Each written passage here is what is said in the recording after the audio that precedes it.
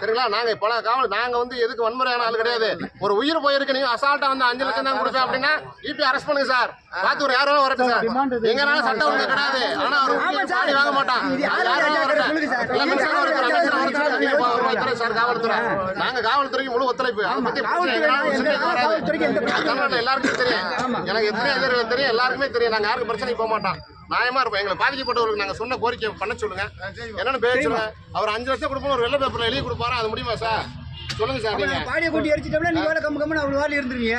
நாங்க யாரை போய் பார்த்து வாங்குறதுக்கு வந்து இப்ப ஒண்ணும் கிடையாது. இல்ல சார் இப்ப என்ன சொல்றாருன்னா 5 லட்சம் ஒண்ணும் பண்ண முடியாங்கிறாரு. கலெக்டர் வர வைக்கணுமா? நீங்க போய் ரோட்ல உட்கார்ந்து ஒரு வாரத்துக்கு உட்காந்துருவாங்க. ரோட்ல உட்கார்ந்து தெரியும் சார். ஒரு உயிரை போயிருக்கு நம்ம அசால்ட்டா அந்த ஃபீலிங்கே இல்லையா?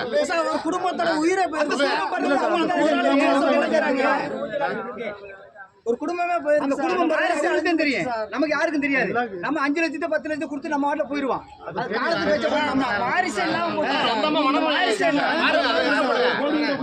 அதெல்லாம் முடியாது சார். நம்ம வந்து என்னன்னா நீங்க பிரச்சனை கிடையாது. எங்க மேல நடவடிக்கை எடுக்க சார். நாங்க வந்து எங்களை கூட நீங்க அரெஸ்ட் பண்ணுங்க. நாங்க பாடியை வாங்க முடியாது சார். பாடியை வாங்க முடியாது.